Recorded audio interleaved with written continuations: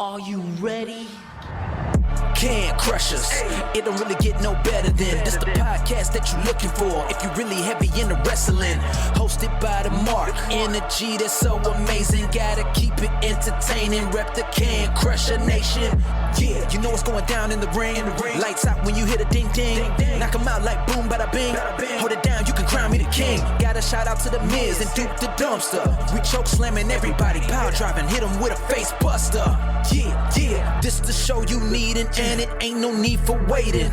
Mark, hold it down for the Can Crus Nation. All about wrestling and keep it entertaining. Can Crus Wrestling Podcast. Time to break them, let's go. Yeah, Can Crus. Yeah, Can Crus. Let's go. Hi everyone, this is Ringside Rain and you're listening to Can Crus Podcast. And now, here is your host, Mark the Mark Martinez. And welcome back to another Can Crus Wrestling Spotlight. I am your host, Mark the Mark Martinez, and I am super excited to have two guests on this week's Spotlight. One, my co-host, the English professor, Mr. John Padalano. What's up, homeboy? So I'm a guest now. It's been that long that I'm no longer really officially a member, but a guest. I guess I am a guest. Let's be honest. It's been since reality is hit. Yeah, you're a guest co-host. Okay, is that fair good? enough. That's a great title. Yes. Right. But let's talk about the real guest on this show, Heidi Lee Morgan. She has had matches with the who's who, really, of women's wrestling, Mark. Alundra Blaze, Bull Nakano, Wendy Richter. Really an important piece of women's wrestling history. Kind of took it out of the dormant phase, didn't she? Yeah, she did. John, and you know how I like to do the way back. Did you know she was valet for her dad, like when she was young? I'll wait for the podcast to give you the age, but when she was young. So I'm excited to talk about that. I didn't know second generation wrestler until I kind of did some research recently. I did not know any of that, as a matter of fact. Yeah. My research has gotten better. I'll put it that way. Well, that's good. That's important. You need to do that. Yeah. Heidi Lee Morgan, she is somebody that does not get the love and recognition that she should. You know, when we talk about women's wrestling, listen, we're talking about Paige and AJ Lee and, you know, the Four Horsewomen and stuff like that. And then, of course, Wendy and then, like, Trish and stuff like that. I'm just going to put it out there. Heidi's overlooked, but as you said, she's been in so much. In fact, she was in, and hopefully we get this conversation, she was in the first ever women's steel cage match. I did come across that. Yeah, I would love to pick her brain about that. And to your point, you know, and my point earlier about how important she was to women's wrestling when she was on the scene, you know, because of like we said, she took it out of a dormant phase, essentially. Also, as an athlete, she was pretty unique. I mean, from like a guy's perspective, if you combined, let's say, Lex Luger and the 1-2-3 Kid, and that is not an exaggeration. She was built like a brick house, power wrestler, but she could fly. I mean, we take certain things for granted today, but in the early 90s, Heidi Lee Morgan's flipping off the top rope, you know, onto the floor, not just into the ring, but onto the floor. So she combined a lot of different styles, the strikes, the grappling, the high flying stuff. And, you know, if all else fails, she had the power to break you in half, Mark. Yeah, she made Ariel cool before Charlotte Flair was around, doing I would agree moonsaults and stuff. So, and you know what a Charlotte Mark I am, but I will agree with you. I know. That's essentially why I just had to rack my brain real quick and say something about Charlotte Flair right there. So, yeah, I want to talk to her about today's wrestling and see what she has to say, you know, about the Charlottes and the Sashas and the Baileys and the Brits and the Thunder Roses. See what she thinks there. And there's just so much, John. We need to get her on the line, right? Absolutely. Let's do it. But we have to do something first. We have to talk about collar and elbow. We do have to talk about collar and elbow. Yes, sir. You still loving your collar and elbow shirts? I do. It's getting a little warm. I wore my hoodie up until about a week ago. But with the weather warming up, it's time for the t-shirts to come out. Yeah, hats, hoodies, tees, sweats. The only thing they don't have, and Al, come on, you're listening, socks. Why don't we have some socks? John would probably like the tube socks of the 1980s, and I would be fine. Yeah. I would be fine with the crew socks or no show. You can get some type of sponsoring on that. We need socks from Collar and Elbow. Everybody's doing socks, Al. Come on already. Come on. John, we have a promo code. What is it? It is Can Crushers. Capital C in Can, capital C in Crushers. It is all one word. It'll save you 10% when you type that in. So, yeah. All right. We really have goofed around enough. We need to get Heidi on the line because we need to dive into some of these cool stories and everything. Ready? Absolutely. Let's do it. Wrestling. A love and a passion we all share. I've started a wrestling brand. The wrestling brand. A brand founded on the aspects of wrestling. Two entities working together to create a product that connect emotionally for people everywhere. Collar and Elbow is the brand. Passion and love for wrestling is the drive. I am Al Snow, and this is Collar and Elbow, the wrestling brand. Hey, y'all, this is Sam Houston. I got to tell you, if you want to know the latest in wrestling and what's going on, tune into Can Crushers every time it comes on. I know I will. Later, y'all. Welcome back to Can Crushers. It is I, the English professor, joined by our host, Mark the Mark Martinez. We just heard from Al Snow over at Collar and Elbow. Hats, hoodies, T-shirts, just about any kind of wrestling apparel you may want or need. And we are joined on today's Spotlight by Heidi Lee Morgan. Hi, Heidi. Hello. Thank you guys for having me. And I hope to crush some cans. Yeah, it's a little bit late at night, so we probably should have had beers today, John. We really should have. We could have just taken them to the forehead. Oh, you're a Sandman fan then, I take it, right? I go back a long way with Sandman. Nice. Is that right? How do you know Sandman? So when I started back in the 80s, he works for Savoldi, Angelo Savoldi, ICW, and I was contracted with ICW for, I would say, like a year and a half. So we would do at least once a month, 4 towns, going up to Ontario, Canada. We would stay in Orange. We would do a show there Thursday night. We would shoot over to the tip of Maine. We would have a show in Maine on Friday, Saturday be in Massachusetts, maybe a Sunday matinee, and then shoot back home. So that is how I know Sandman. Nice. All right. I like bringing it all the way back to the beginning. John, we're going to be scatterbrained because we didn't correspond questions. So just be prepared, Heidi. I apologize. You got it. I like knowing about you working with Dad as Daisy May at the age of 10. Listen, I know things were different back when we were younger and everything, but still, 10, how was that legal, as I do air quotes?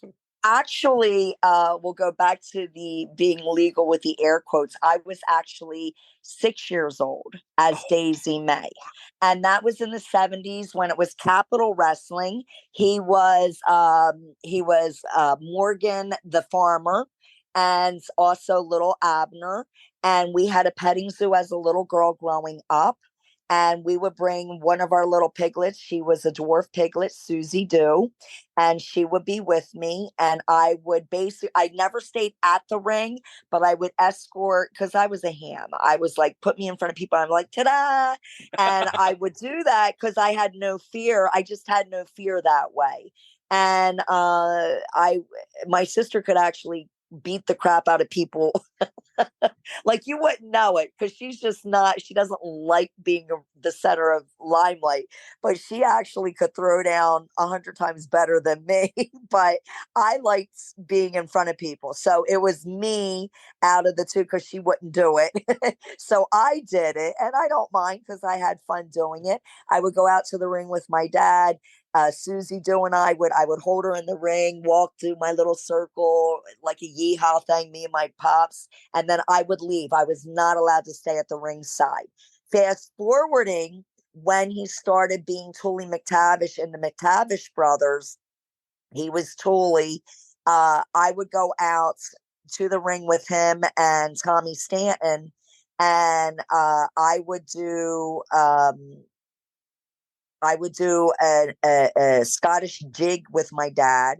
And then again, I was not allowed to stay at ringside because he didn't want anything happening. I would just go right back to the dressing room. So I didn't stay at the ring and create a diversion or valet. I just basically went out, opened up the show, and then or opened up the match with him with some type of dance entertainment or showing off the piggy. And then I would head back to the dressing room. And that's what I was used to. We were weekend warriors. It was fun. We never thought anything of it. We would play in the ring with Joey Morelli and Chief Jay Strongbow's son, their kids, George the Animal Steel. That's how I grew up. We were all weekend warrior kids. We all had a connection. We thought nothing of it. I was always the lightest and was a gymnast. So all of these older people around me, because I was the youngest, they'd be like, Heidi, climb to the top rope. And I'm like, okay. And I would. And they're like, now fly off. And I would, and trusted that somebody was going to catch me or I was going to fall on somebody. So I just had no fear and no sense. And that's how we were raised. We didn't even think anything of it. We're like, oh, yeah, that's Monsoon. Because my dad and Gorilla Monsoon, Robert Morelli, were very dear friends. And we're just like, yeah, it's Monsoon. It's Rob Morelli. So for us, it was no big. You don't appreciate it until you're older. It's like, then you get it. Like, oh, my God, we hung out with those people. You know what I mean? You just named legend superstars, people in the Hall of Fame that my mouth is dropping as we're right here. Yeah, they're like, these are your forerunners that started this for my generation, because I'm 57. I'm proud of my age. So that was the generation I was raised around. And that's when it was Capital Wrestling before they became WWF. And then the son took over around 84, 85-ish and switched it to WWF instead of Capital Wrestling because at that time they still had territories.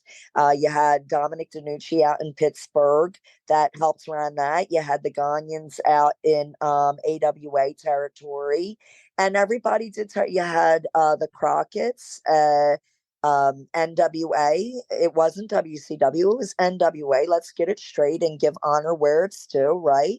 And it was the Crockett family. And it's just respecting. You had Texas. You had the Von Erichs out in Texas. I mean, every area had its territory. And, the different wrestlers would be, it seemed like Chief Jay Strongbow, George the Animal Steel, God rest his soul. It seemed like they were always contracted for the summer months, like from May till September in the Jersey area, because I remember very clearly every summer spending it in Wildwood and Asbury. Every month there was a show, different storyline, but the same individuals would be on these cards. And I remember as a kid going to them. Sometimes my dad would wrestle. Sometimes my dad would referee. Lots of times my dad, he helped create the spring when it was Vince McMahon Sr. Because when my dad got into the industry, there was no spring yet it was just a boxing ring where there was no give. and they were afraid that Andre the Giant was going to snap somebody's back or his own. So they created the spring, and my dad was one of the 4 founders that helped do that. So although he never became a name like some of these other individuals did, there was a lot of behind scenes that he helped do because of his creativity and his engineering knowledge that he has. I'm curious, Heidi, yeah, what you knew as about the business as a young girl, or what your dad shared with you, because you're seeing George Animal Steel in the ring, and then I'm sure you're seeing him behind the scenes. He's an articulate guy, and he's not eating turnbuckles. So, did you wise yourself up, I guess, as they say, or did your yeah. dad fill you in on things? Well, we were pretty street savvy kids because of who our parents were.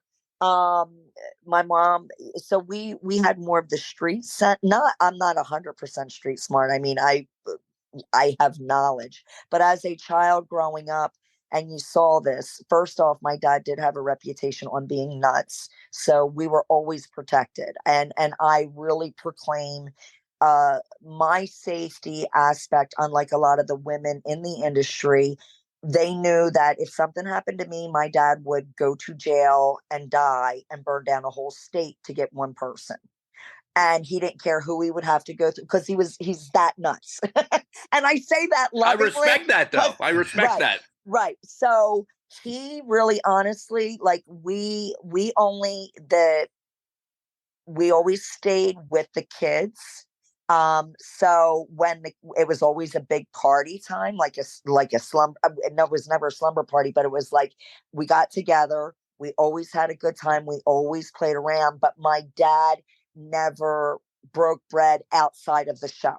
My dad kept it separate. So these gentlemen that we were fortunate enough to meet were always very respectful to us. You fast forward years later, and I get to WWE. Fine, I was there originally, but then had to go to wrestling school. When I came back in '93 for the women's title championship for Monday Night Raw, that will forever go down in history, and it's 30 years this year. And they better friggin' call me to come and do a whatchamacallit in the fall. I will be pissed because it's like, come on, brothers. Like, y'all know I'm part of that circle there. It would have never happened without me, period. So let's like not forget about that Triple H, whatever. But the older school that was there, Chief Jay Strongbow, what's his name? Oh gosh, I see him as clear as day. Tony Garea. These were people that, they would hand us our per diem, our lot for the night, right? They would give us our payout for the night, and I Chief would be like, he's like, oh my God, we got Tinkerbell. Because he liked my technique, I know, and because I was a second generation wrestler, and he had fond memories when he realized I am now that little girl grown up, couple inches taller, not too much taller, but he was a big influence on them pushing for the tag matches instead of single, because he's like, you guys are looking over her just because of her height, because I was one of the smallest women wrestlers originally that came in the 90s, and it was after I came in that they started having people my height, and then the physiques. And Deborah Medusa and I talk about that all the time. Alundra Blaze, she's like, you were a trailblazer for small women in this industry. And had you not stepped out and defied on how you were supposed to dress, and that you can flip around in the ring, and that you can do this, these other women wouldn't be there. And we know what we brought to the table. But yeah, so for us, we really never saw women wrestlers. I never saw women wrestlers until we moved down to Tennessee in '74. My folks moved down to Tennessee in 1974, and Dad wrestled for some. I don't remember the promoters' names in that area. But Randy Savage's dad, the Poppin family, they were very prominent in that area. Debbie Coombs's mom was very prominent. So that was the first time I actually saw women wrestlers, and it was Debbie Coombs. And I also saw Moolah as a little girl. And I briefly, that was it. Nothing, because dad's like the women stay to themselves, and dad, stayed to himself and made sure us kids were okay. But that was the first time I ever saw women wrestlers. I'm like, that's cool. Like, that's what we do in the ring, but I'm just a tiny person. So that was the first time I saw Corey Combs in the ring. It wasn't anybody up north here. I never saw any female wrestlers here as a little girl. Was that your aha moment then to push you? Yeah, I'm like, wow, I could do that because I can flip. I can do that in the corner. I can do that, And I'm like, because I just didn't think about it. And again, like I just was never afraid of taking a bump or getting hit or falling on my head. But I don't know if that had to do with gymnastics or just, I don't know. It just became natural and easy for me. But that was one of my aha moments when we were at a high school in Kentucky and Corey Combs was there. I forget who Corey was wrestling, but it left an impression. And then there was a show in Tennessee because we lived in Tennessee, and Moolah did not have red hair. It was brown at the time. And her eyes just stood out to me. And I thought, well, she's not very big, like height wise, because I was thinking height wise, because I was always told I was scroungy and tiny and whatever. And I'm like, well, she doesn't look very big and she's doing it. But again, I didn't take the initiative at that point in time. We just knew how to do a lot of stuff because of being in the industry, and dad would play around and teach us combinations. It was more a shoot way so we could protect ourselves, and we're like, that's cool, and that's how we looked at it, as that we were learning something as self-defense and then protecting ourselves. But then this is a right way and this is the wrong way. So when do you get your training then? Sorry, John. When do you get your training then to, kind of move forward into wrestling itself then? So what happened was, I don't know if you guys are aware of the story, but I used to compete as bodybuilding, and I was teenage Greater Philadelphia for 3 years in a row. And we had gone up. They just did the first WrestleMania in 1985. Gorilla Monsoon and my dad were very good friends. My mom and dad at that point in time had a very, very successful stripping and refinishing business, which they take the paint and varnish off of furniture, but they also were manufacturers of this product. From their success, they were private labelers for Service Star, which had over 2,000 locations, Eastwood Vintage Car Company, and 2 other private labels. So even though their name was not a household name, they were a private label that was making them lots of money.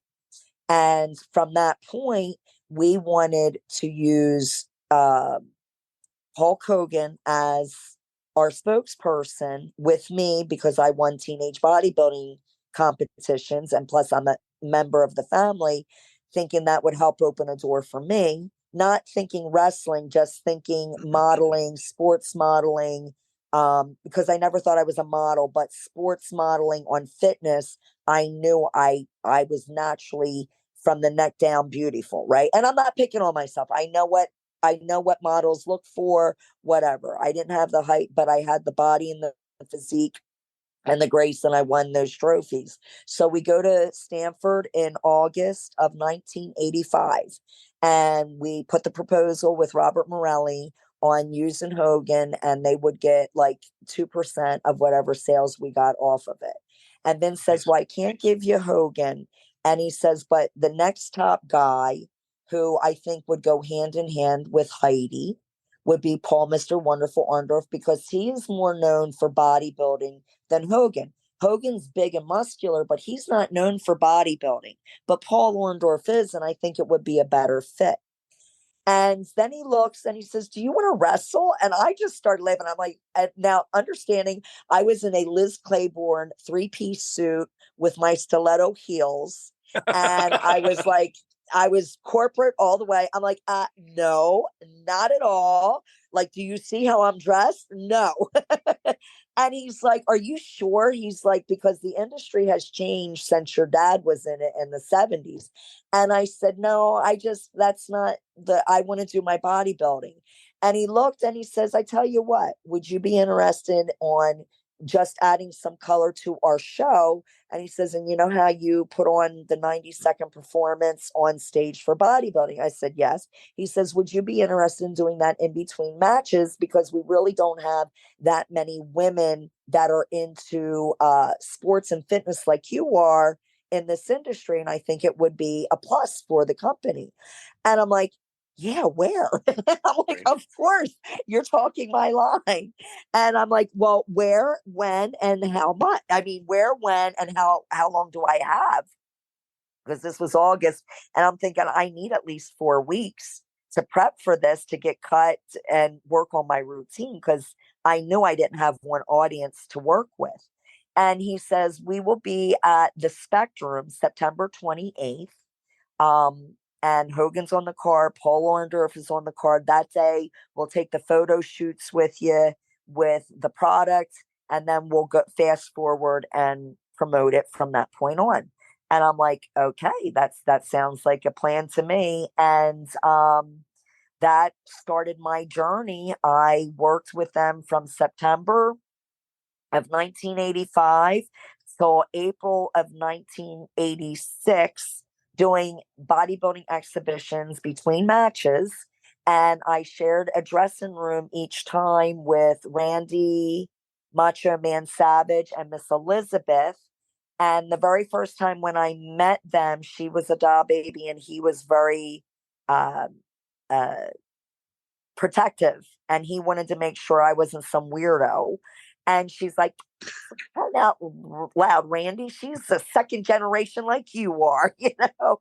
And when he realized I was harmless, then when I did, because I did one bodybuilding exhibition each month from September till April. So I went from Spectrum Wrestling and went on the archives on the CDs and cable. And if you YouTube it, put Spectrum Wrestling September 28th, you'll see my match right after King Kong Bundy's, not my match, my posing exhibition for 90 seconds. And then I did Pittsburgh, then we went up to Boston, and it was like one shot each month. And that was good because then it was also promoting the product. The name was getting out there. And then my parents did really good revenue wise with their products. But in the same time as my mom was going back and forth with the marketing company with WWF, because they were WWF then, not WWE yet, Mark kept on asking, are you sure she doesn't want to wrestle? It's completely changed, blah, blah, blah, blah, blah, blah. And finally in April, my mom kept on saying, listen, this is their second WrestleMania coming up. There's an opportunity that you can make money. Like, you're not married, you have no kids. Like, you know, it comes easy to you. It's not like you're just very gifted in this area. And so she was trying to be a good mom on knowing what her kids' strengths and weaknesses were. And for me, fitness was always easy, right? And that was always easy because I had gymnastic background and I was not afraid to try something or get hurt. I just wasn't. I had no fear, period. I'm like, if you break my bone, it's going to heal. That's how my mentality was back then. So I finally said yes. And the joke is, after I said yes, it was 7 years before I went back to WWE. I'm like, I should have just stayed there. But I did go to Moolah School. I went to Fabulous Moolah School. I had the opportunity of getting my butt waxed by her for 3 weeks by myself because everybody was over in Japan and Egypt for WWE and for the All Japanese Women Organization. So Moolah was at Camp Moolah by herself. And she literally at 64 years old then in 1986, that's how old that woman was. That woman got in that ring with me every day because they did not do they weren't like 5 hours and you were done for a month. No, we train. When I tell you, if you went to Camp Moolah, you trained Monday through Friday or Monday through Thursday. You trained 3 hours in the morning if it was summer, and then 3 hours in the evening. When Friday came, within 2 weeks, maybe 3 weeks, you were a Green Hornet on a local card, wrestling them, getting schooled, okay, to learn that, because we had hours already in the ring. And she worked with me those 3 weeks before everybody got home. Then when everybody got home, I got my butt handed to me by Donna Crisantelli, Judy Martin, Leilani Kai, Velvet McIntyre, Susie Starr, every last one that was there. When I tell you they beat my ass, they beat my ass because I was small. I was second generation. And they're like, you have to earn it, you know? And I wasn't going to be married to one of the boys, or I didn't roll that way. So I literally had to dig in and stay stronger to make something out of myself, which is what gave them respect for me, because I didn't expect it handed to me. I earned every scar I had. But I am grateful, and I'll say it, and all the women that were there will tell you, I was the last of the Mohicans out of Moolah's school. Luna had just left 2 months before I got there in June. Sherry Martel just left that January. I didn't get I always was on Sherry's coattail. Never got to wrestle her. She passed away before I did get to WWE. And she's the only one out of that whole generation I didn't wrestle. I got to wrestle like Desiree Peterson, you know, Susan Green, Susan Starr, Sue Sexton. I mean, Joyce Grable. I had the privilege. I never thought I'd have the privilege of getting to work with her. And I did for Delta Tiger Lilies back in 88. You know, so very, very grateful for my journey, but I was taught and beat up by the best women. Absolutely. That's where I got my start. Agreed. You mentioned Johnny Rod's kind of putting a polish on you. So after the women were done beating the crap out of you, what did Johnny provide for you? So I had a 6-month contract with Moolah, and the only thing negative I will say about Moolah on my story, because I can't speak for any of the other women. With Moolah had a monopoly on the women.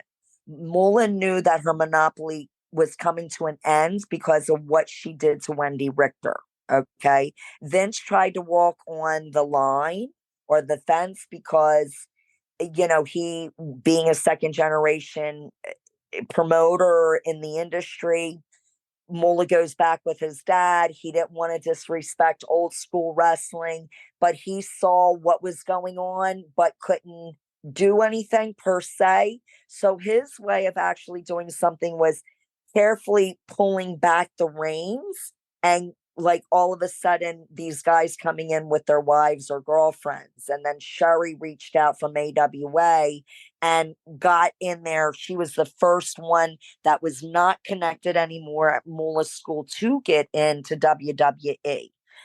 So that finally took the wall down where she no longer had monopoly. But I had a 6-month legitimate contract with her from June till December. When I came home Thanksgiving time, we had a meeting with Robert Morelli.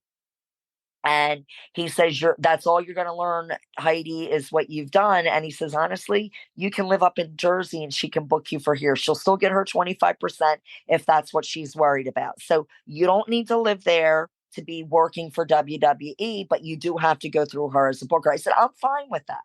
So when I went back to Moolah's school after Thanksgiving break, I said, listen, Lillian, this is the deal. I said, I'm going to finish up my contract. My last day will be the day before Christmas Eve. Then I'm going back to Jersey. And from that point on time, I'll do local independent stuff. And you are more than welcome to book me. and get your 25% on agent's fee. I have no problem. And you can contact me when Vince wants to use women in my area. She says, well, if you don't live here, hun, you're not going to work for him. I said, oh, no, I will work for him. I will work for him not being married to somebody, without sleeping with somebody, without doing anything illegal, unethical, immoral. I will keep my morals and values, and I will be back to him if you choose not to book me. I said, trust and believe. As long as there's breath in this body, I will get back to him, but it will be the right way, hook or by crook. And sure enough, 93 came, and that was my opportunity. And then when 94 came, it was WrestleMania 10. They were celebrating WrestleMania 10. And I went to Madison Square Garden. They paid phenomenal. I did 1 hour worth of work, looking cute, signing autographs right next to The Undertaker. And it was an incredible experience. And then finally, I got to see Moolah. And I said, well, I made it. She said, you sure did. I said, yeah. And I did it without being married to one of the boys or selling my soul. And she looked at me and she smiled. She says, and I knew you would. And I'm like thinking to myself, no, you didn't. You had no belief in me.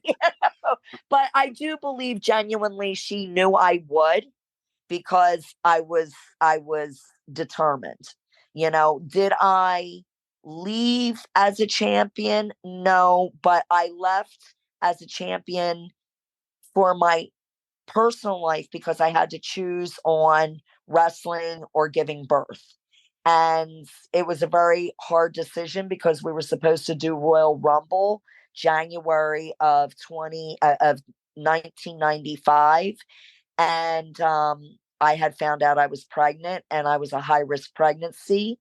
And my husband and he's like, whatever you want to do, if you want to go do the Royal Rumble, just get through that moment. And that way you fulfilled your obligation in your contract. Or if you don't want to, I'm okay either way. And I prayed about it. I really did. I put it in God's hands. And I'm like, God, you got to lead me, because I'm at the pinnacle of my career and I don't know what to do. And I just felt very overwhelmed and very in the moment that I needed to have my baby. And she's the only child I ever had. So I think in that respect, I made the right choice. When I got my divorce, I was angry because I'm like, the sport I chose to give up was a young person sport. You can't just enter at 57 years old, put on a pair of tights, even if your body's banging. Nobody wants to see you. I didn't want to see Mool at 64. You know what I mean? I'm not picking on myself, but I know what the industry is. And plus, I was a high flyer. I can't fly off the top rope again. I mean, I'm still very active and live a healthy lifestyle because I'm an educator on fitness with one of the largest corporations in the United States for fitness, Planet Fitness. But I can't jump off the top rope and do a back handspring again. Because you're smart about it. You understand that. Yeah. I understand that. And I know one of the wrestlers I loved, Ricky the Steamboat Dragon, loved his aerials. And I loved Snuka. They did some crazy crap, right? Well, I remember as I was growing in the industry, now these guys have 10 years on me, right? So now they're in their 40s. Well, they're still young, right? They're still young. And they can't spring because they sprung so hard at 21, 22, 23 years old, doing all these crazy maneuvers. And you would hear the audience say, oh man, he's a has-been. Oh man, he can't spring like he used to. He used to do this great. And I'm like, I will not do that to myself. And that's why I won't. That is why I tell every promoter I can't tell you, at least 8 times a year, I have promoters hitting me up, wanting me to do a show. And I'm like, I will not do it. I'm not going to embarrass myself on something I know I can't do 100%, because I did not do basic moves. If I did basic moves and just did combinations with the holds, I'd say, yeah, anybody, not anybody, you still have to be agile and take bumps and do all of that. I can still do that. I still roll periodically at a JJB studio over here. They beat my butt because I still don't like to resist. I just go with it, right? I'm okay with that, but I don't want to get hurt. I'm not going to go in a ring when my fans know that I used to do back handsprings and jump off the top rope. I am not doing that. I'm not doing that. And I'm not going to embarrass myself about it. So that just left an impression. I'm like, I'll referee for you. I'll MC for you. I will not take bumps. Not doing it. Let's talk for a minute about when you could do it and you were doing it really well. You mentioned WrestleMania 10. I think that was Alundra Blaze and Leilani Kai. Absolutely. They were given less than 5 minutes, and I think they had a banging match. And that reminds me, you and Alundra Blaze were given maybe 7 or 8 minutes for that championship match. And again, that stands out. Was it a thing with you ladies where you said, I know we don't have a lot of time, but we're going to go out there and we're going to make them remember us? Yes. We always had to, all right, so let me be politically correct without being offensive. We always had women throughout history, not just in wrestling. We always had to work harder to prove our worth. Okay. It's just because that's how society is. So we were, even when I went to Mullah school, you would hear them say the girls. And I say it in a loving fashion. I'm like the girls, right? Even to this day when I'm educating in my classes at Planet, I'll say the girls. And they're my age or older, but they're the girls. They're, the posse that partakes in the class. So when I say it, it comes from the heart because we were a family. I don't know how it is now. I hear mixed emotions on what's going on, but my generation, Alundra, Judy, Leilani, Peggy Lee, Bambi, Debbie, all of these, Sue Sexton, Wendy Richter, Brittany Brown, all these incredible, Misty Blue, we all stuck together on unity on what we were charging. So even though there was no union in wrestling, we women did actually stick together, the clan, Desiree, Peterson, Paradise. I mean, just all these women stuck together on, no, this is what we're charging. So we didn't work for nothing. We didn't travel 8 hours and try to sell pictures. Like, no, dude, you're going to pay us. Like, we are not going unless you pay us. And we all stuck to the same price. Now, did Wendy Richter get more money? Yeah, Wendy Richter got more money. Did Deborah Medusa get more money? Yeah, I'm sure she did as well. But what Misty Blue, me, Judy and Leilani, Peggy Lee, Rusty the Fox Thomas, Gene Kirkland, what we were able to bring to the table, we unified. Like, we were like, no, we're not working for under 125. And that was back in the late 80s, 90s. That's a ton back then. Yeah. Yes. You know what I mean? And like, I did a show 2013, all I did was MC and hold up the hands on an all-girls show. And it was at the YMCA in New Jersey here in Pennsville. And I got to meet Blanchard. What's her face? She was 19 at the time, which was my daughter was 18, 17 going on 18. I'm like, holy crap, you're my daughter's age. Good little worker, but she comes from the Blanchard family. Of course she's a good worker. She literally told me that she only got $50 for both days and had to sell pictures. And all the girls, because I'm thinking, pictures. And I said to the girls, how much are y'all all selling pictures for? Are they like, oh, Miss Heidi, 25. If they take it from the camera, their phone, it's $5. Don't let anyone take a picture of you without paying you, because that's how we make our money. My jaw hit the floor. And I said, what do you mean? You got, like, none of them. Me and Blanchard's daughter were the only two that were getting paid. And I'm like, it was a televised show. which means they were going to sell, videos or whatever. So they're making money on that. They had sponsorship, and it was a full house. You couldn't pay them. It blew my mind. It blew my mind. I broke my back in 1997, December 20th, for Alpha, the Samoans, for one of his cards. And I made $200 that night, breaking my back.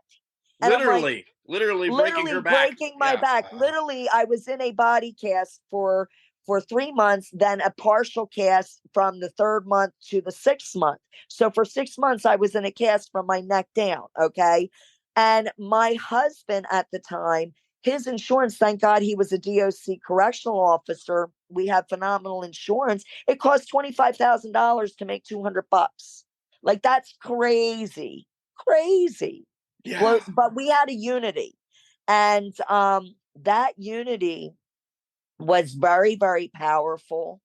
And the girls just worked so well together. And when I came home from Moolah School, going back to the original question, how did Johnny Roz take place? So when I came home from Moolah School, that January, my dad says, I reached out to Johnny Rods, because Daddy and Johnny Rods had wrestled with each other in the East Coast here when Dad was wrestling. He's like, he's one of the best shooters in the industry. And I don't know if you guys know anything about real boxing and real boxing gyms, but he was at Gleason's gym, one of the oldest renowned boxing gyms left back at that time in the industry in New York. And it was the coolest crap, driving to the Bronx and Brooklyn into Gleason's gym. I'm like, oh my God, I'm in a real sweat box. I'm getting my ass beat by Johnny Rod. And Johnny did. Johnny was a high flyer, but Johnny was old school, where if you don't have good bumps and you don't know combinations, don't even worry about getting your ass on top of that rope and springing off, because I'm not catching you. Your shit better be right in the ring on combinations before you even think that you're going to do that. And that's how he was. And that's what helped polish me before I got the opportunity to work for NWF. And very quickly, how do you know that shows? Because I mentioned that match with the Lunger Blaze. There were the hard strikes, there were the combinations, the pins. And then when he flew off the top rope onto the floor with the flying body press, it was something different. It told a natural progression of a story. Yes. And that's how it should be, right? I mean, sometimes now they want to start the beginning of a match jumping off of a corner into the audience, when that should be close to an end, or a high spot close to the end, getting ready to take it home, right? It's theory, psychology, telling the story in the appropriate way, and understanding time changes.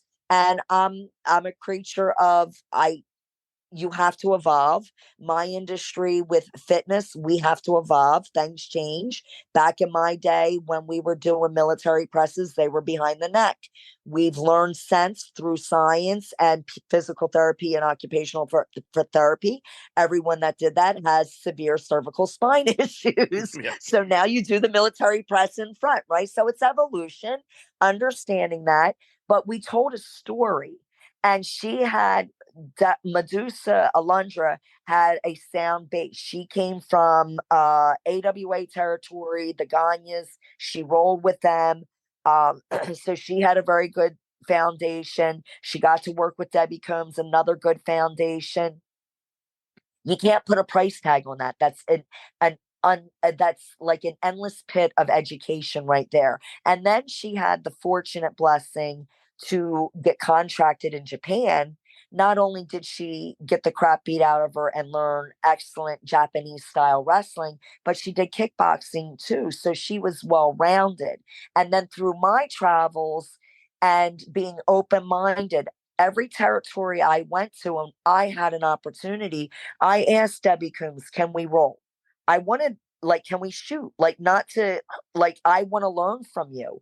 And this is one of the foundations. And I would tell every new girl coming in, if you want to get better, ask the veterans. If you have 2 hours ahead of time, if you can roll with them. You'll get an incredible, pluckable amount of knowledge, their technique, their formulas, because everyone has their own style. And I was able to wrestle every last female from the East Coast to the West Coast, from the North to the South, from the Mexicans to the Japanese, because I wasn't scared on learning to roll, because my way was not the only way. Mula's way was not the only way. You have to be open-minded. And I was very fortunate with that. And I would always take the hat off and, give the bow to my veterans. I learned. I would Sue Sexton. I'm like, when I finally got to meet her with LPWA, I'm like, can we roll? She's like, you want to roll? I said, yeah, I don't want you to break my neck, but I'd like to roll. And for 2 hours, I mean, and then she's like, and then you could do this, and then you could do that. And I just went with it. And then she allowed me, then I would put it on a green hornet and she would watch and correct me with the movement. And that's how you learn. That's how I got to be I was a damn good wrestler. Yes, I know I was. Yes, you I were. didn't need a belt because I knew I was good. And it's not being conceited. I just was really good, but I was very open-minded on learning. You got to be. You got to be. Because we want to talk about your show, Women Encouraging Women and everything. How much wrestling do you watch today? And is there anybody in like today's brand that you're like, listen, Britt Baker grew up like 20 minutes where we both grew up. So is there somebody like, man, I wish I could go with Britt. I wish I could go with Thunder. I wish I could go with, Sasha, Monet, whatever you want to call her. So I got to be honest with you. I really stopped watching it probably when I got my divorce. Because even though my ex-husband was not a wrestler, we had a connection through MMA fighting. We trained fighters, him and I did. Conditioning. I'm talking about conditioning, not throwing punches, not doing combinations. But we did severe conditioning with trainers, and that the facility we were at, a couple of our boys were taking first place, championship matches, winning their bouts, whatever. And we would always do the Summer Slams, and I'm smiling because they were happy memories. And when I got a divorce, I don't want people to feel sorry for me, but it devastated me. It broke my heart. And basically everything that we did together, I kind of like put like a haze up and just kind of closed the door because I didn't want to associate him with what I did. So I really haven't watched wrestling per se for 5 years. However, having a daughter, when she was little, a couple of kicks, and I know that we got to get into the next topic. When she was 9 years old, when she was little, she came to many shows with me. I did local stuff, and I would do interference, managing, and I still played around in the ring at that point in time. And then finally, after I broke my back in '97, I'm like, that's it. My baby needs me. She's just a baby still. So at that point I did some managerial stuff, some local stuff, and it was fun, and she got to meet people. But when she was 9, we had gone to Great Adventure, and now Cactus Jack, him and I started together, right? Mick Foley and I love his wife Colette. I was the last couple of years of me being in the industry, there were a couple of overseas trips that Mick was on and brought his beautiful wife Colette with him. And he would always joke around and say, I'm the reason why he doesn't lift weights. And he tells everybody that when him and I are together. And it's a joke because that's another story for another day. But so we are in Great Adventure and we're coming around the corner, and the big wooden fence opens up, and here it is, one of the supervisors for Great Adventure, and Mick Foley was there to do a guest appearance for one of the concerts going on. And him and Mick came out of the fence, and we ran right into him, literally ran right into him. Well, my daughter is tiny. To this day, she's only 4'10", and she's 28 years old. So at this time, we had clog sneakers because that was the style. So she was lucky if she even hit 4 foot. And she looked up with her beautiful greenish white eyes and like, Mick Foley, Cactus Jack. And he looked at her and smiled, looked at me. He's like, oh my effing God, Heidi Lee Morgan, and picks me up and spun me around. And my husband was very happy. It made him happy. My daughter's like, oh my God. And she always pushed her hair behind her head. You do know him. Aw, that's a dad story. So I love it. A sweet. mom story. He signed her arm because she didn't have paper. She's like, no, just sign my arm. I won't wash it for a week. And he signed mine too. Oh, shit. So he signed her arm. That's great. He signed her arm, and it was her left, though, not her right. And then he told her, he says, did your mommy ever tell you why I don't lift weights? And she's like, I don't know, because she was in Star Shock. And he says, we were in Italy, and I was doing deadlifts with 135 pounds, thinking that's heavy. And your mommy says to me, how many more sets you got? And he says, I only got one. And she says, okay. And he says, so I do the set, and your mommy comes over. And he says, I'll take off the weight. She's like, no, don't even bother. He says, Adriana, I only did 4 reps. He says, your mom gets on there. Now, this is when I was still really lifting heavy, right? And I just repped it out 15 reps. And he says, I saw that. And he says, I told Kalu and Tom Brandy and Shane Douglas, I'm done. I'm never working out. So that's the joke. But yeah, she got into wrestling big time at 9. And I was able to get tickets. We got tickets to go see John Cena. As soon as his name was introduced in Philly, we went to Philly, was the first one. She starts crying. She cries on me. I'm like, Bella, like he's a human. She's like, you don't understand it. I'm like, oh my God, my daughter's a mark. She's a yes. Mark. And I'm like, unbelievable. But she just, we got her a couple tickets to say, every time she saw John Cena, she cried. And then she got into the Bellas. So I got to watch Natalie and all of them. So I have a gist of them. But I think one of my favorite was Lolita, because that's when I was really watching it full throttle. I do know there's a couple of other young ladies. I do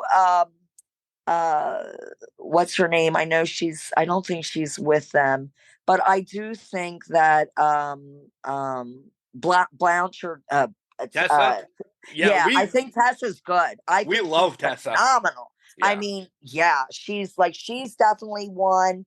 They're really the only ones that I would have to say that I do know. Yeah. One or two other quick things, Heidi.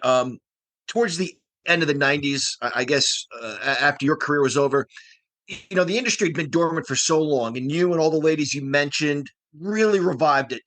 Did it bother you to see pillow fights, bunny ears, lingerie matches after you had worked so hard to kind of bring some legitimacy to that division? So this is where my emotions outside of the other females' emotions in the sport are different. First off, I would not do that for myself because I was an athlete. I also knew that I was so programmed that we were coloring the card. But I also knew, that if I was going out there to perform against whoever it was I was wrestling, no matter who it was, I knew that the men had to step up their game. So I was okay with that. I'm like, y'all got to follow me. I don't got to follow you. So now you might be, because you're a man and you might be getting the big bucks, but the ego knows the truth. And it was more satisfying to me to know that, well, what the hell? You expect me to go out there and flip off the rope? I'm like, well, you're making the big bucks, not my problem. I did my job. I'm grateful. Let me try to be politically correct. My heart goes out for the girls that had to do what they needed to do to make a name. You have to create boundaries. sometimes those boundaries don't get you the end result. But as Steve Harvey says, there's another door that will open. Okay. You can't be afraid of that door closing on you and going to another door. All right. Despite what people might say initially about what occurred with Alundra when she left, Medusa, Alundra, was truthfully fighting for women's equality. And she came up against the wall and she says, I'm done. I'm not playing around with this. So she did what she thought she needed to do to make a point. Whether or not that point was receptacle or accepted is a different story. But she had to make a stand because they just did not want to step beyond a certain point. And it's sad that that had to happen. And then I don't think Trish Stratus was a bad wrestler. And listen, I know she was a champion. Okay, it's not taking away from anything in that area at all. Do I think I'm a better, like, if you had to go tat for tat, I'm talking about technique. I'm not talking about beauty. I'm not talking about body. I think I'm definitely more talented than her. However, she was at the right place at the right time when they needed it. And she tried her best to continue what we worked so hard, but it went backwards. And if she wanted to make a payday at that point in time, they were going so derailed off track that you had to do what you had to do. So I'm not going to pick on those young ladies that chose that to make a living, because they did what they needed to do to put bread on their table. I don't have to answer for it. They have to answer for it, but they go down in the history, in the books, on whatever. Okay.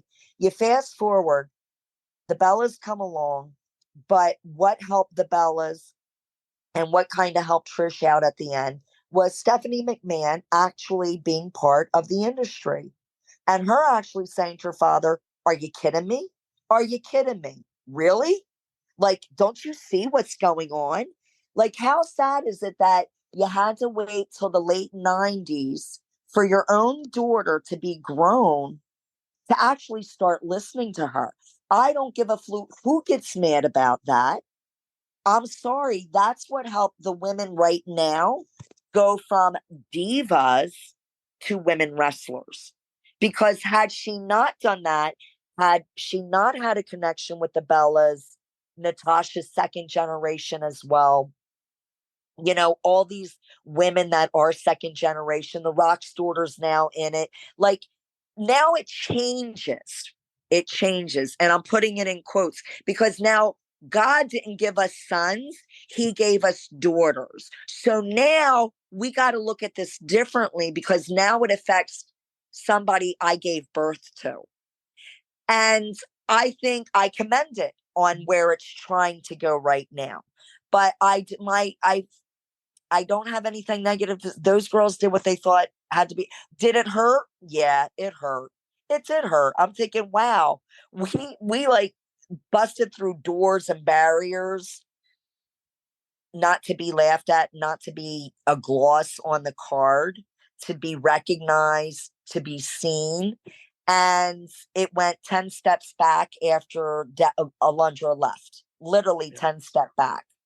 And now I think where they're at now, are the women making more money at WWE than we did? Yes. Are they working more? Yes. Do they get more draw now? Yes. Why? Because I really still feel it's because Stephanie McMahon got involved and said, this is bullshit. Forgive my language, but she did. You ain't going to tell me any difference, because if you look at the history and timeline, go back, look at it, and you'll see how it changed since she stepped in. And that's sad. That's sad that that didn't happen sooner. But I'm glad it finally did. I agree wholeheartedly. We have been saying that we are strong advocates for women's wrestling being take off the women. Right. They're just wrestlers. That's it. We don't need that. So this is exactly where we need to go now, because you're the host of Women Encouraging Women as well. So let's talk about that. Let's get all this out in the open and tell us what do you do on that show. And listen, I'm throwing this out there right now. We didn't talk about you and Wendy. We didn't talk about you and the laundry. We didn't talk about. You're welcome to come back here anytime, but this is your time now to talk about women encouraging women. Oh, wait, thank you very much. I have a lot more memories too to share with you on those two, because I had a hell of a ride with them. And if it wasn't for Wendy letting me jump on her, and I have to say this because my parents always taught me, whatever ladder you go up is the ladder you come down. And if it wasn't for all of Camp Mulo's women, every last woman, and all the independent girls, Rusty the Fox, Tama, Oshina, so many of them helped make me a name. Misty Blue, Kat LaRue, Lynn, all of them helped make me a name. I would not be Heidi Lee Morgan in the industry had these women not allowed me to work with them. If Wendy did not allow me to be the one to be in the first ever steel cage match in the United States, Heidi Lee Morgan would not be on this podcast right now. And I know that. And I will ever be in her debt. And then I got the opportunity to work for AWA, and Deborah Combs and Alundra Blaze, aka Medusa, fell in love with me because they call me Tinkerbell with fire. They're like, she's small, but don't screw with her. She's nobody's dummy. I will give you the shirt off my back, but don't screw me over. And that was, if I'm your friend, I am your friend. That is it. Come hell or high water. But how I came about with Women Encouraging Women, all of my life, I have been fortunate enough. Every last female that crosses my path, whether I'm in a grocery store, I'm training them, I wrestled them, I traveled with them, tells me their whole life story without even me asking, because there's this aura that God gave me, and it's not me. God gave me this aura on allowing people to feel safe and comfortable when they're in my presence.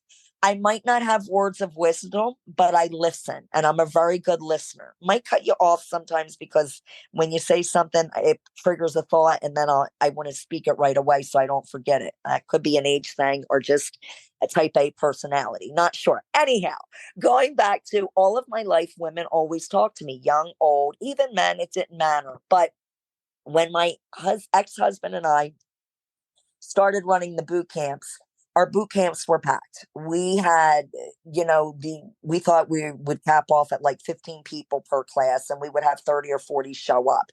And 8 out of 10 were women. And they were all DOC officers. They were violent police officers. They were state troopers. We have judges. We had women of every walk, doctors, lawyers, you name it, normal women, teachers, mommies. And they would just cut, and my ex would laugh because he's like, you're just everybody's mom, even though they're older than you. So long story short, I said back in 2016, as we were doing a boot camp, to two of my friends, I'll give a shout out, Danielle Tharp and Sharon Connor. They were coming to our classes, but they were dear friends of ours, and still are dear friends of mine. I said, you know what? I need to do a talk show. These women have like incredible stories, and they need to share these stories because each one has a testimony. And so when I put it on the back burner. We, at this point now, me and my ex started having issues, and then the divorce came, and then now I'm divorced, and 2020 comes. I'm working for the state of New Jersey as a CNA, took care of our veterans, did my personal training, worked for Planet Fitness, just trying to keep myself busy. And I'm still training lots of women, and they're still telling me everything coming down the pike. And I thought, then COVID hit, shut everything down. I'm like, you know what? That's when I legalized Women Encouraging Women. And I went and I started doing interviews, and I went on YouTube. So I did 13 episodes on YouTube, but it was costing me $150 to have the show edited because I would go on location. That wasn't the issue. The issue is paying someone to hold my camera, to video and record it and have the mic. And then the other issue was having, like, initially I had the funds to pay for the editing, and they came out really nice. And then I used my wrestling name. So anytime you hit my wrestling name on YouTube, that would come up too, right? So I knew it was a dead giveaway, and these women's testimonies would go out there. And it went well, but I did not have sponsorship, and it was coming out of my pocket. And it was pay my mortgage or do editing. And like, I need my house. So then an opportunity, but it didn't stop me from still talking to all these incredible women. And then we do a lot of stuff for, like I said, the city of Vineland, volunteering, making dinners, delivering dinners.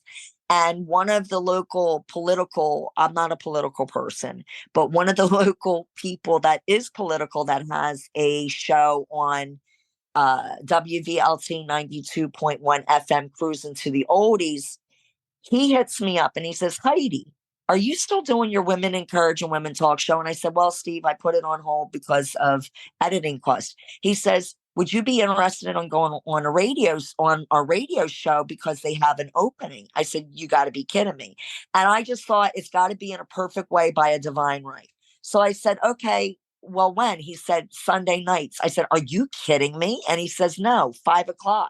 Does that work? And he's like, and I'm like, yes, because everyone's done school, they're done church, they're done soccer games, baseball games, whatever. They're in the house on Sunday night, and 92.1 in this area is very, very clear. So it literally, you can get it 2 hours away, but we do have 200,000 listeners, right?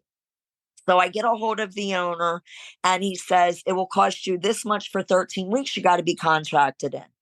I call up my boss, and I didn't call him. I sent out a professional letter to my bosses for Planet Fitness. Would you be interested in sponsoring my show? Well, I bring them a lot of money. They're like, of course we will. How much is it? Right. So I have been very blessed. I'm not getting paid yet for the show, as you guys know how that runs, right? But my time slot's paid for from Planet Fitness. And now my time slot, I have a lot of reputable doctors' offices, women's businesses. They're all trying to get on there because it's picking up. And I have my list of women scheduled till July 1st weekend. That's so awesome. And these women are all walks of life. I did the first African-American judge, Vineland. She's now the Supreme Court judge for municipality. And it just like, I've done 3 different doctors. I did an attorney. I've done teachers, women that have been abused one way or another, like all walks of life. And they get nervous about coming on the show. But when they get on the show, I do have questions and answers I send them. So they send it back to me. And on the disclosure, it's in writing. I will not ask or press up on you to elaborate other than what you have said. So so when they get in front of me, even though we're live on Facebook, they're like, it's like having tea with you or we're out to lunch. It's just a chat. Yeah. Yes, it's just a chat. But what that's done is the 30 weeks I've been on, it's like, they literally say, well, the one woman says, well, I'm lesbian. And I'm just like, I said, honey, you don't have to, like, I knew it. Knew it. It wasn't on her paper. I said, stop. You don't have to talk about that. She's like, no, that was one of my reasons why I was so depressed. And now I feel like I need to say that. And I'm like, okay. And we didn't go into detail.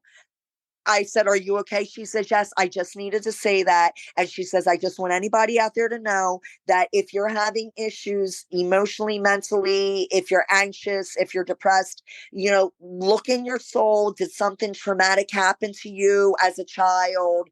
Or are you feeling this way, but you feel like society? So she shared that end. She didn't go into detail how or why.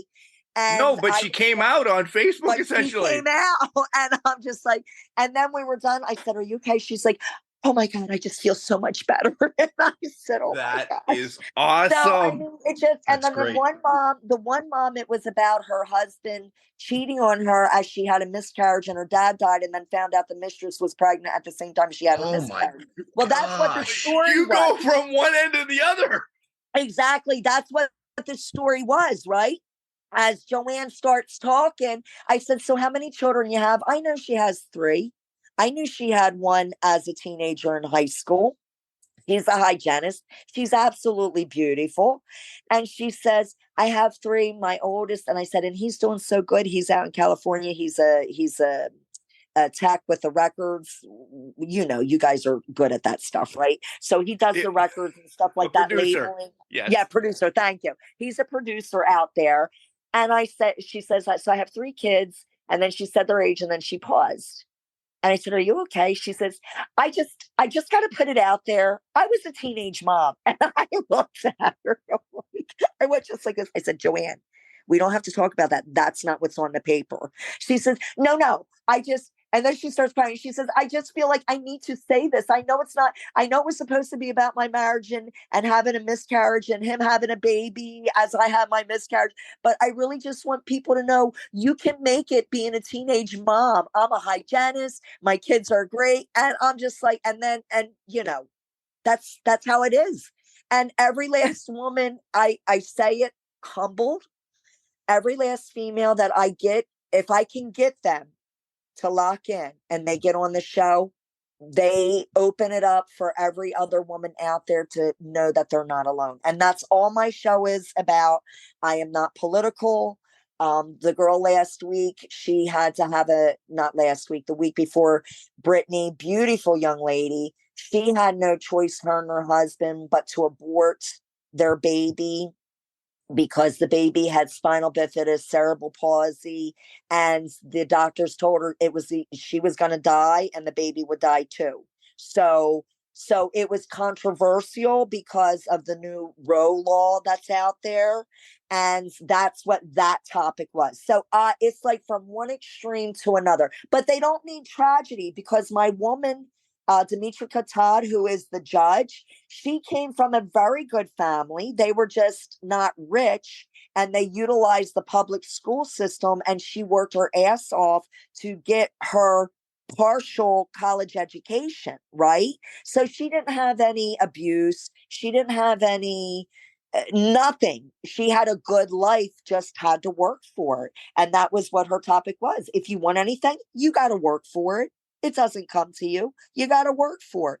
But so it's just so incredible. And I'm so blessed. And I'm just looking for more sponsors. I'm looking to go, because everything's a stepping stone to polish you for the next. So I'm waiting for the next level.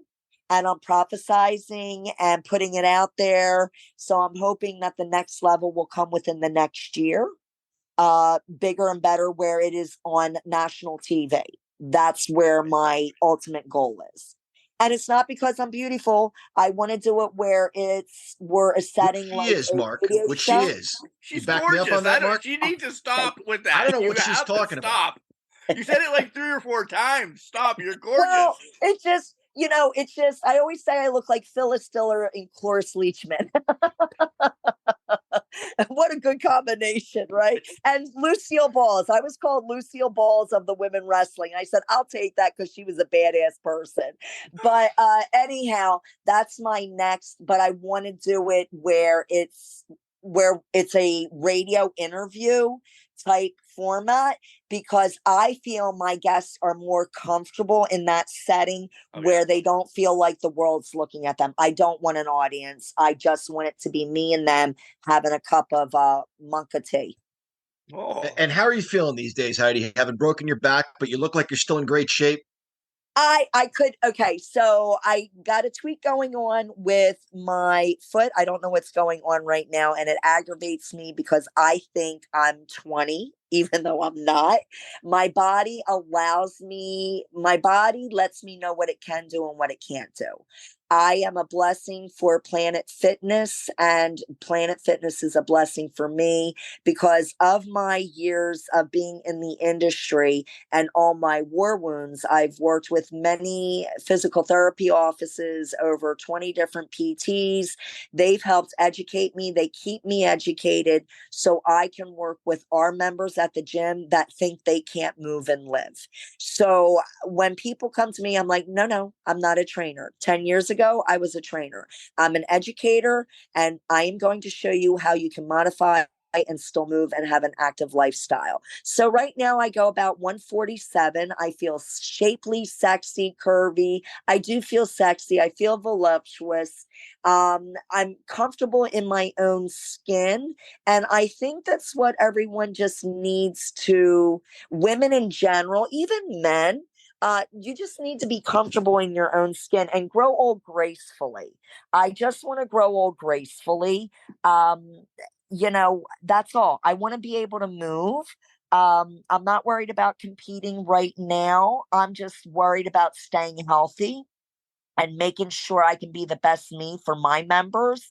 So I don't get to train like I like to, but I still stay very active. Like I do work out an hour a day, but it's not my type of workout. It's a normal workout. But for me, my body will not see significant changes unless I go above and beyond. So you have to be happy with that. And you have to be okay with where you're going in your life and accept it. And if you're not okay, then you have to change it. So right now, I'm okay with that. Good. All right, Heidi, we want to thank you for spending some time with us tonight. Like I said, the door is always open. I'm going to beg you to come back on to talk more wrestling in Absolutely. time. And when we'll set it up offline. But we had a blast. Thank you very much. And where can people follow you? You have to give your socials and all that too. Yes. So, guys, you can go on Facebook. You can go on to WVLT 92.1 Facebook live every Sunday at 5 p.m. Or you can go to my page, Heidi Lee Morgan de Bartolome's. It's HeidiLeeMorgan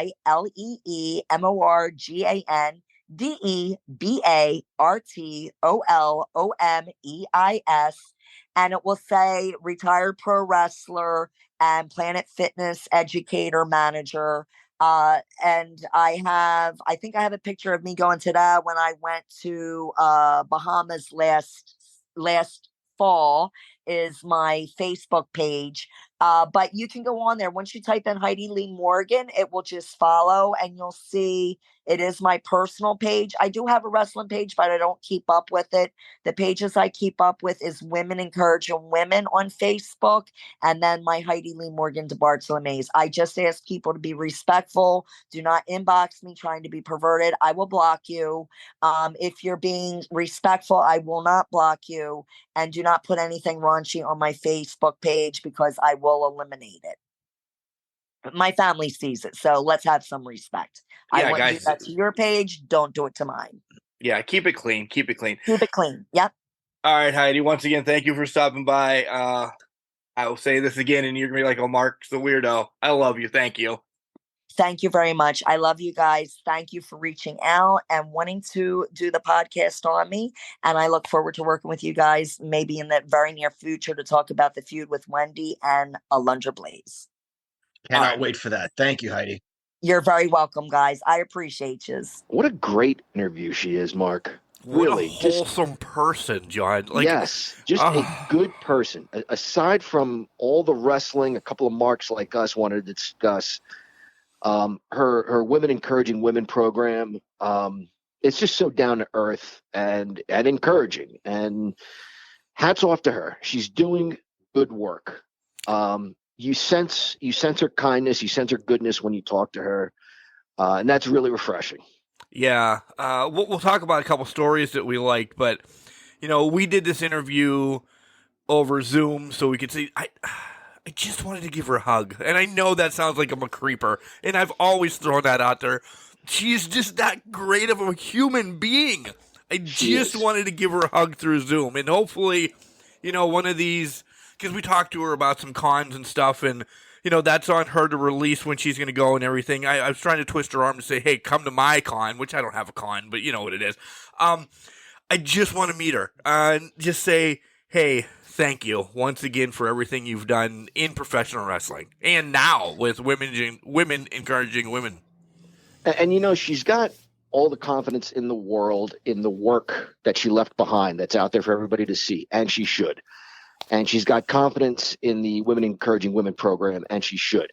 But, she downplayed herself a little bit as far as her features, her looks. And Mark, I mean, we're guys. We told her right on air. She's still a hottie. I think she's gorgeous. Yeah. I don't know what the hell she's talking about, that she's not this or that. You are all that, Heidi Lee Morgan, and then some. So don't ever sell yourself short in the looks department. Yeah, I agree.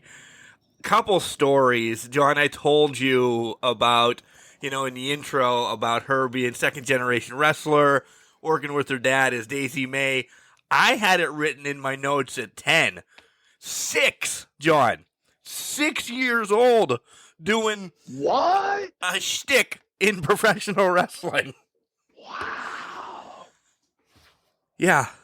You had mentioned her. I don't know if it was during the interview or before when we were talking to her that she is our childhood. Boy, talk about being our childhood. When we were 6 years old, Mark, we wanted to be in the ring and be involved in the business. Right? Yeah. Imagine what we would have done in the ring at 6. Probably would have been as good as Heidi Lee Morgan, let's be honest. We probably wouldn't be alive. Let's really pull punches there. One of my favorite stories, Sandman.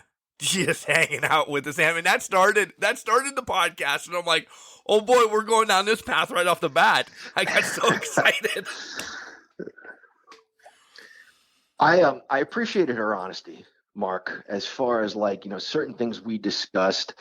I think we may have touched on, the Hall of Fame, but obviously we touched on today's talent, how we're coming up on 30 years of her match with Alundra Blaze to crown a new women's champion. We've used the word dormant a few times. It really taking nothing away from what was going on before that. We saw great matches with the Jumping Bomb Angels and the Glamour Girls.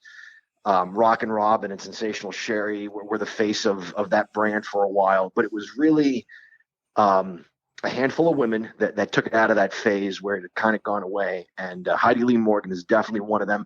And she knows that, and she's not afraid to tell you. And she shouldn't be afraid to tell you. It was refreshing to hear that she thinks, hey, we're coming up on 30 years. Invite me back. I deserve to be back. I think she's a Hall of Famer, if anybody is. I agree. And listen, I'm going to say it, cat's out of the bag. We have another Heidi Lee Morgan episode coming up. We have it in the works of being scheduled, and maybe more. We'll just tease you with that. But as we were talking at the tail end, and there's just so much more. I mean, we really didn't get to talk about, specific matches with Heidi and Wendy, or Heidi and Medusa / Alundra, and those tag team championships with Misty Blue as well, because Misty Blue is another one that I don't think gets the love that she deserves. Agreed. Yeah. There are plenty of women from that time period that don't get overlooked. At the very least, I'll say they get overlooked. But that's good to hear because, Mark, we didn't touch the tip of the iceberg. There's so much more I wanted to talk to her about. Yeah, I agree. John, this was a blast. Anything else you want to add to this, though, by the way? I look forward to round 2 with Heidi Lee Morgan. You think you're coming back? Oh, yeah, kidding. You're always welcome back. You know that. All right, guys. Heidi Lee Morgan Part 2 in the works. We'll let you know when. Continue to follow us on social medias and everything. But until then, remember, just because you're trash doesn't mean you can't do good things. It's a garbage can, not a garbage cannot.